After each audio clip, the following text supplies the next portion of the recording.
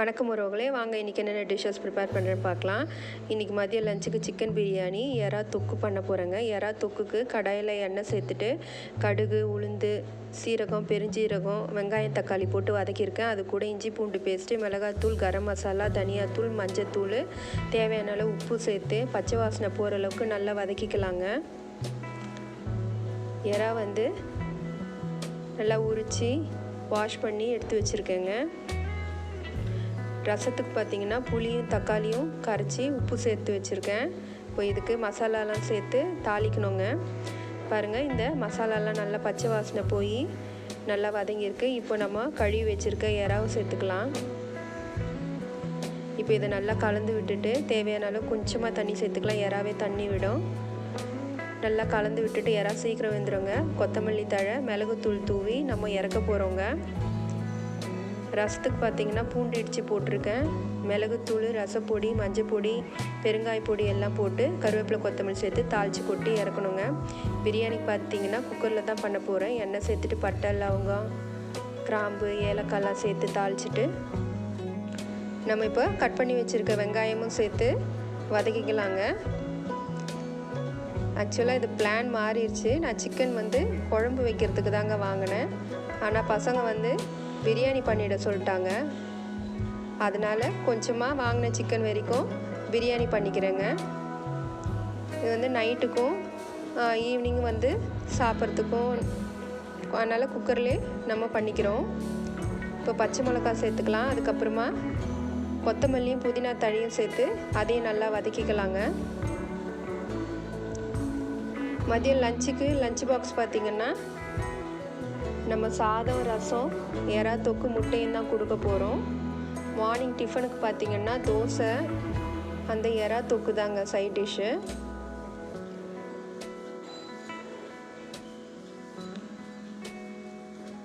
இப்போது இந்த புதினா கொத்தமல்லிலாம் சேர்த்து நல்லா வதக்கிக்கலாங்க. ஆஸ் யூஷுவல் பண்ணுறது தான், இன்னும் கொஞ்சம் சீக்கிரம் பண்ணுறோம். குக்கரில் பண்ணும்போது நம்ம ஒரு விசில் கூட விட தேவையில்லைங்க. அரிசி போட்டுட்டு கறி சேர்த்துட்டு ஒரு விசில் விட்டு எடுத்துகிட்டு அதுக்கப்புறமா அரிசி சேர்த்து சும்மா புஷ்ஷுன்னு வந்தவுடனே நிறுத்திடணும். இப்போ நம்ம இஞ்சி பூண்டு பேஸ்ட்டு சேர்த்துக்கலாம். சேர்த்து அதையும் நல்லா பச்சை வாசனை போகிற அளவுக்கு வதக்கிக்கலாங்க.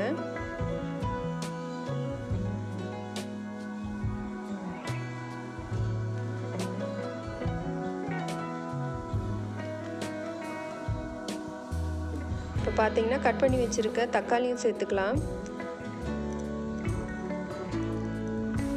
தக்காளி சேர்த்து அதையும் வதக்கிட்டு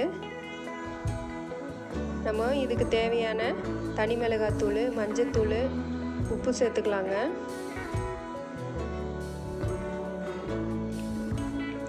குக்கரில் பண்ணுறதுனால சீக்கிரமாக ரெடி ஆகிடும். இதை நல்லா பச்சை வாசனை போகிற அளவுக்கு வதக்கி விட்டுட்டு தயிர் சேர்த்துக்கலாம். தயிர் சேர்த்து இப்போ நம்ம கழுவி வச்சுருக்க சிக்கன் பீசஸ் எல்லாத்தையும் சேர்த்து சும்மா ஒரு 1.5 விசில் 2 விசில் விட்டுடலாங்க. விட்டுட்டு ஓப்பன் பண்ணிவிட்டு நம்ம அரிசி சேர்த்து அதுவும் சும்மா ஒரு புஷ்ஷுன்னு கொஞ்சம் விசில் வர அளவுக்கு விட்டுட்டு அதையும் நிறுத்திட்டு ஒரு 5 மினிட்ஸ்லேயே நம்ம ஓப்பன் பண்ணி கலரி விட்டுட்டு மூடி போட்டுடணுங்க. நம்ம கறியெல்லாம் சேர்த்தாச்சு. இப்போ நம்ம ஒரு 2 விசில் விட்டுடலாம். விட்டுட்டு நம்ம டக்குன்னு ஓப்பன் பண்ணிடணுங்க. இல்லைன்னா கறி குழஞ்சிரும். அப்புறம் திருப்பி அரிசி போட்டு எடுக்கும்போது உதிர்ந்து போயிடும். இப்போ வெந்துருச்சு. இப்போ நம்ம அரிசி சேர்த்து தேவையான அளவு தண்ணி சேர்த்து நெய் சேர்த்து விட்டுடலாங்க. மூடி போட்டு ஒரு விசில் விட்டுடலாம். எலுமிச்சை பழம் பிழிஞ்சிக்கலாம். நெய் சேர்த்துக்கலாங்க.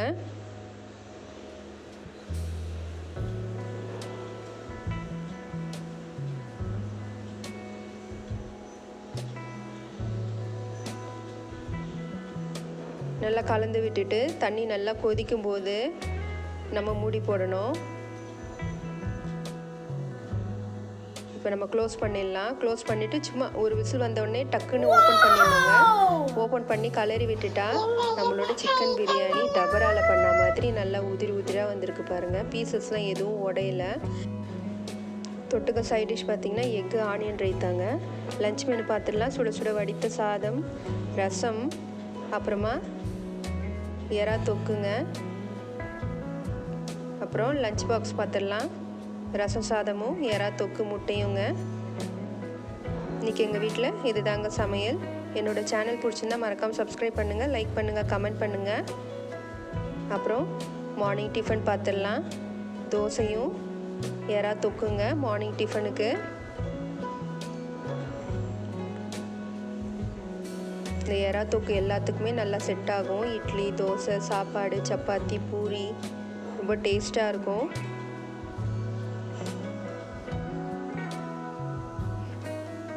இன்றைக்கி எங்கள் வீட்டில் இது தாங்க சமையல். நன்றி.